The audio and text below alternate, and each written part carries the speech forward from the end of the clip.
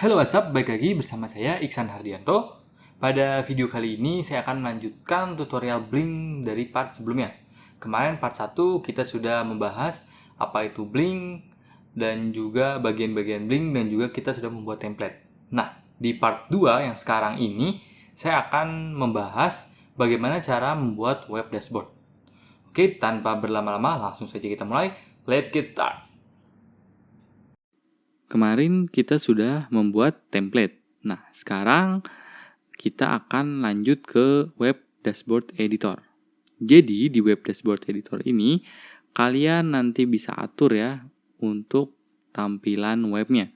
Misalnya ada switch, slider, ataupun chart kayak gitu ya. Nah, gimana sih cara penggunaan web dashboard editor?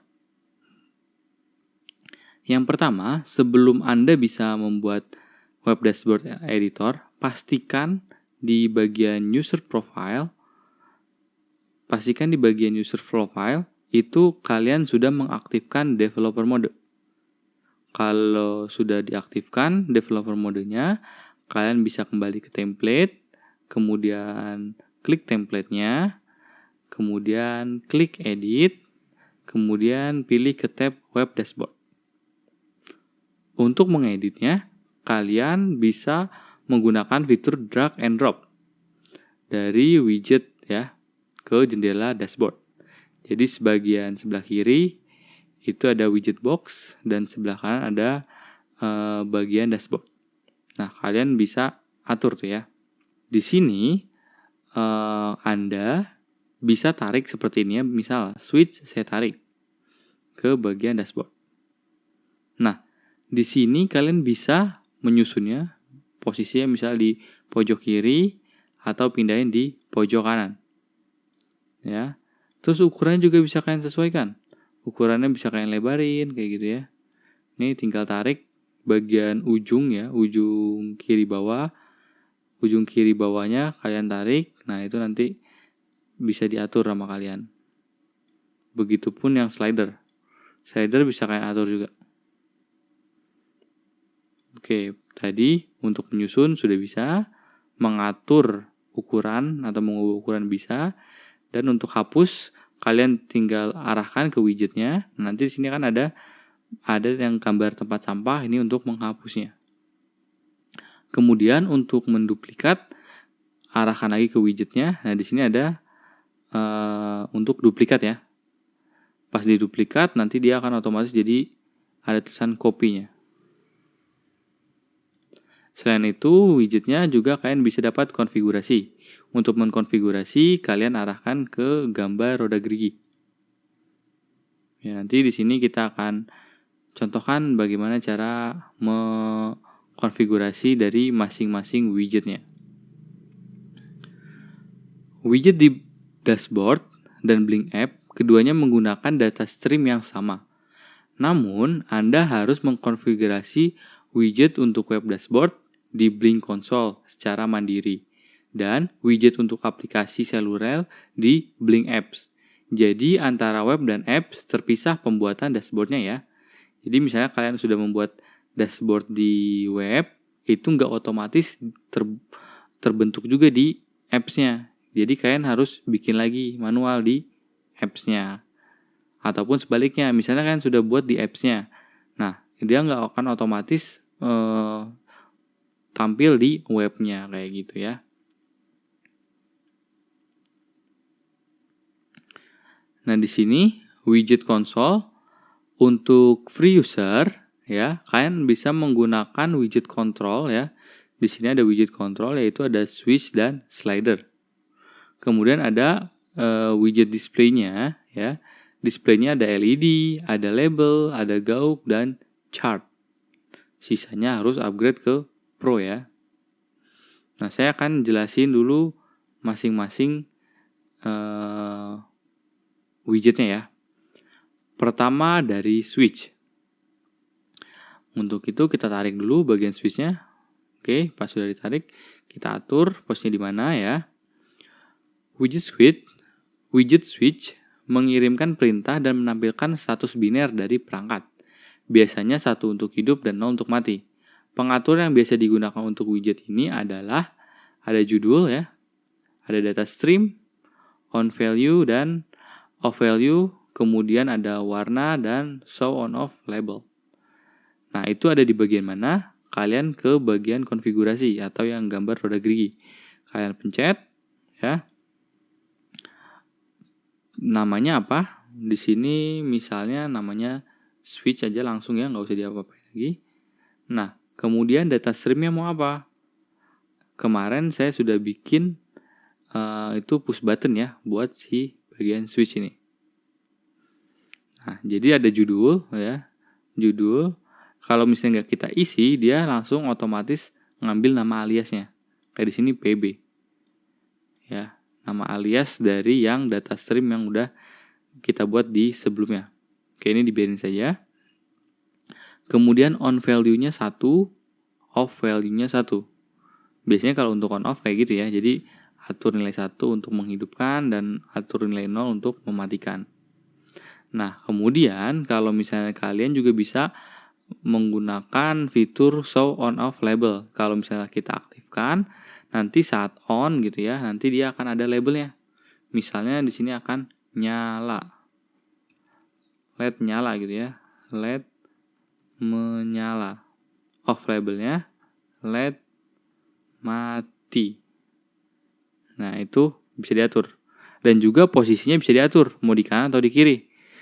Right untuk kanan, left untuk kiri. Jadi kalian atur aja. Nah, terus kalau misalnya nggak mau pakai judul ya, kalian bisa hide widget name. Nanti judulnya akan hilang. Nah, di sini saya akan tulis tombol LED. Tombol LED. Ya. Kemudian di save.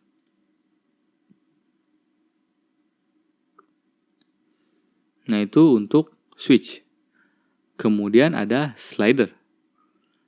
Slider memberikan nilai ke data stream dalam rentang yang ditentukan sebelumnya. Contoh penggunanya untuk volume, kecerahan, RPM, dan kontrol posisi. Dan masih banyak lagi sih sebenarnya ya. Nah, di slider, apa aja sih yang bisa kita atur? Langsung kita praktekkan ya. Kita tarik slider. Kemudian di sini saya lebarin dikit ya. Ini biar sama-sama lebarnya. Oke. Nah, di slider ya. Di sini kita akan konfigurasi ya. Pertama, slider. Saya akan terus untuk mengatur kecerahan. Mengatur kecerahan. Oke. Data streamnya apa? Yaitu saya udah buat kan sebelumnya slider V1. Nah, warnanya bisa kalian pilih ya. Misalnya biru atau hijau atau ungu, itu terserah kalian. Saya coba warna biru ya. Nah, kemudian di sini ada menu ya. Tadi berarti ada judul, data streamnya dipilih, warnanya dipilih, dan kemudian ada send value on release only. Ya. Jadi, kalau misalnya kalian aktifkan ya, data stream hanya memberikan nilai ketika pengguna selesai melepas slider. Ya. Tapi kalau misalnya kalian matikan, jadi nanti saat slidernya masih digerakin gitu ya, kanan kiri, otomatis data streamnya nilainya juga akan mengikuti. Tapi kalau misalnya di checklist, selama tangan kita belum lepas dari si slider, itu nggak akan terkirim dulu data yang pergerakannya. Nah, ini bisa kalian atur sesuai. Ini saya akan coba matikan ya. Jadi nanti pas bener-bener emang saya geser, ya udah dia akan berubah nilainya. Kayak gitu. Kemudian ada handle step. Handle step ya. Untuk handle step untuk menentukan kenaikan atau penurunan nilai minimum saat posisi slider diubah. Jadi saat slidernya digeser kanan kiri ya, ini kalau handle stepnya 1 ya, kalian bisa lihat pas saya geser kanan dia naiknya 1. Ya, 1. Kalau misalnya saya ganti jadi 5, oke. Jadi pas saya geser 5, 10, 15, 20, 25, 45 sampai 100. Nah, kenapa 100? Karena waktu itu kita sudah bikin data stream minimalnya 0, maksimalnya 100 ya. Nah, itu. Nah, kemudian kalian juga bisa aktifkan show find control. Nah, jadi kalau misalnya ini ibaratnya untuk increment atau kalau handle step itu untuk increment dan decrement kasar. Sedangkan untuk find control step itu increment, decrement halus. Nah, ini kita atur aja biarin 1. Jadi saat digeser yang utamanya ya dia akan loncat 555. Tapi saat kita pencet find controlnya, nah itu akan nambahnya 1. Ya. Kalau kita matikan, nah ini nggak ada nih. Ya, hilang. Kalau kita aktifkan baru dia muncul lagi. Oke. Dan kalian juga bisa atur posisinya. Mau di sebelah mana nih? Nilainya tuh di sebelah kanan atau sebelah kiri. Silahkan diatur saja sesuai keinginan kalian. Selanjutnya kita akan masuk display ya, widget display. Nah, ini kita akan menggunakan LED. Oke, kita tarik lagi, gedein dikit ya LED-nya ya. LED ya, widget yang paling sederhana untuk memungkinkan menentukan secara visual kecerahan atau kerapatan warna LED pada perangkat Anda. Untuk LED, untuk pengaturannya lebih sederhana ya. Jadi ada judul ya, lampu ini LED test gitu ya. LED test kita atur, data streamnya mau apa ya. Data streamnya misalnya saya tadi ngikut ke push button aja ya, kayak gitu. Nah, warnanya mau apa, misalnya warna merah kayak gitu ya. Ini kita bisa atur.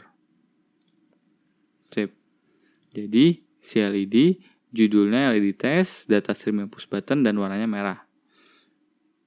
Nah, nanti LED gunanya apa? Jadi nanti dia akan mengikuti saat si tombol itu dipencet kayak gitu ya. Kemudian ada label. Label digunakan untuk menunjukkan nilai pin virtual.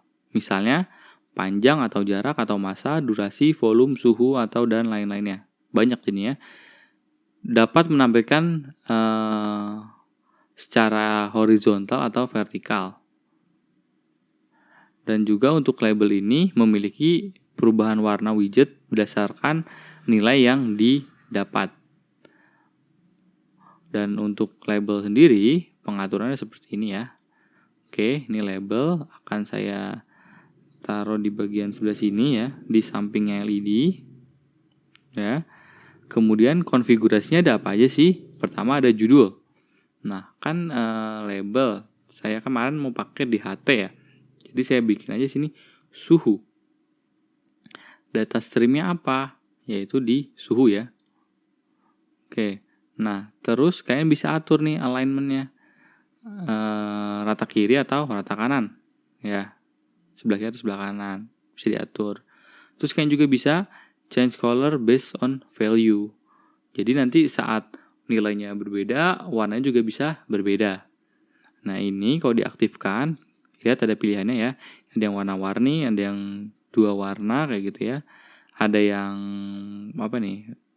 transparansi kayak gitu ya. Nah, di sini saya akan coba menggunakan yang 2 warna kali ya. Oke.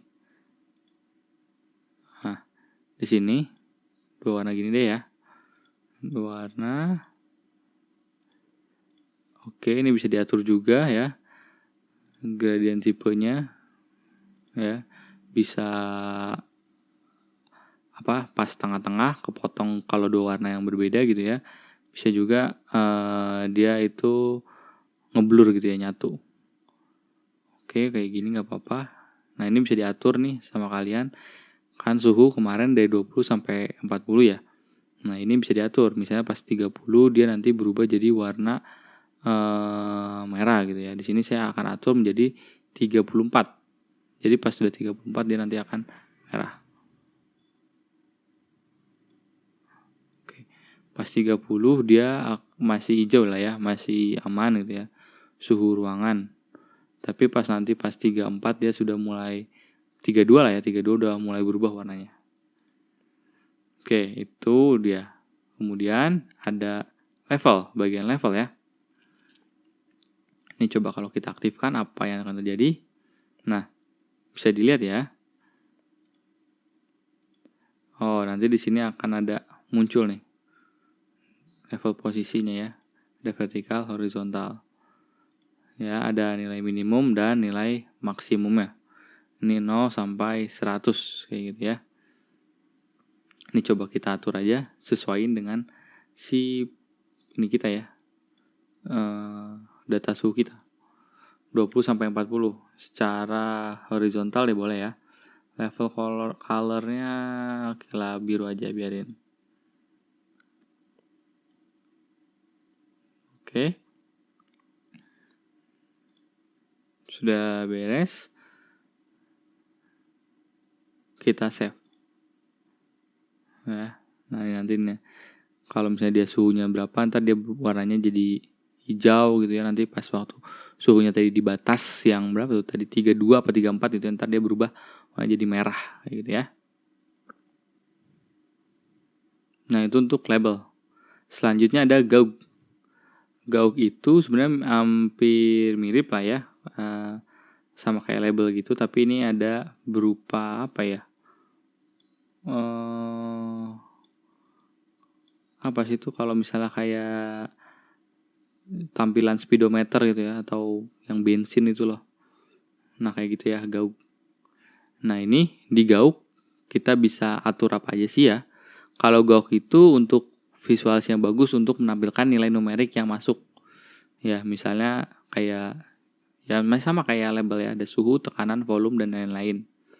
Nah, untuk gaug pengaturannya bisa dilihat bagian sini ya. Tuh, titelnya kelembaban, oke aman. Data streamnya kelembaban juga. Jadi kalau misalnya kalian nggak atur ya, nanti dia akan otomatis ikutin nama data stream. Nah, di sini ada pilihan override data stream min max field. Coba kalau kita aktifkan ya. Oke, ada 0 sampai 100. Kemudian level colornya juga bisa kita atur ya. Sama seperti halnya yang pas tadi si ini ya. Pas tadi apa tuh? Pas tadi yang bagian label ya. Jadi diatur sesuai dengan nilai yang dibaca dari yang dikirim dari si alat. Kita save dulu. Nah, nanti dia akan warnanya berbeda gitu ya. Ini 39 ya. Tuh. Oke. Nah, data di sini karena belum ada ya, mungkin dia jadi masih ngacak nih nilai-nilainya. Kemudian tadi gaug. Nah, sekarang ada chart. Nah, chart itu apa? Chart itu digunakan untuk mendisplay grafik atau bagan ya.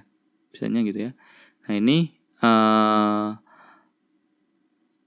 dalam chart itu dia nggak hanya satu misalnya, jadi kalian punya 2 data. Nah, itu bisa digabung dalam satu chart gitu ya. Ada 4 jenis chart, yaitu line, area, column, step line.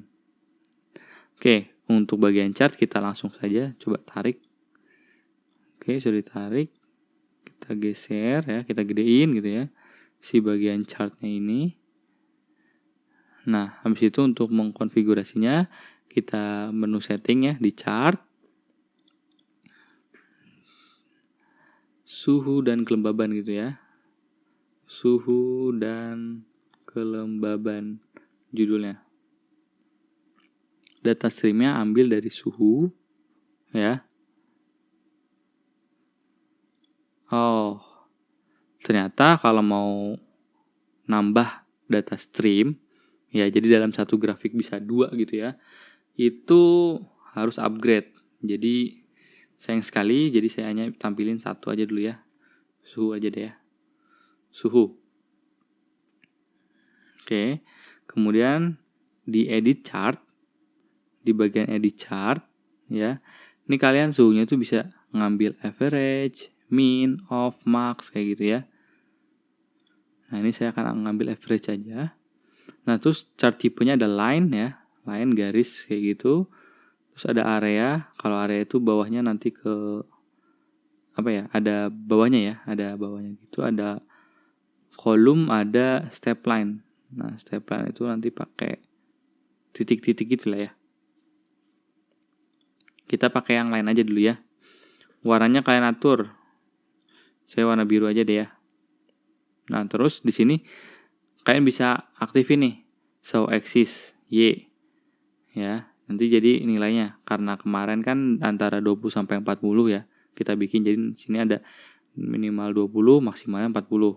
Terus ada auto scale. Nah, kalau auto scale itu nanti dia akan otomatis gitu ya menyesuaikan grafiknya naik turunnya dengan data yang ada.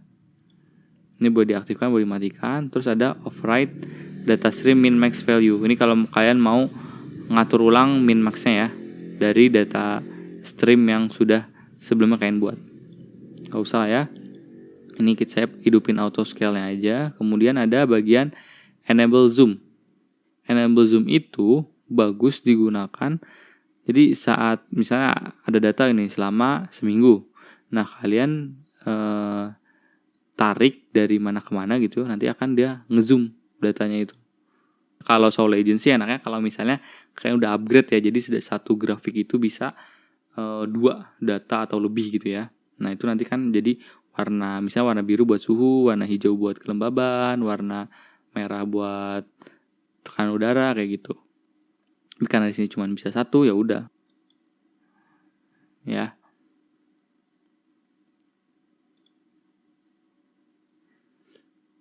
Oke. Nah, jadi kita udah bikin semua ya, ada tombol untuk ngatur kecerahan kayak gitu ya. Untuk ngatur kecerahan, suhu, kelembaban ya. Oh, ini ada untuk labelnya ada, kelembabannya ada, suhunya ada.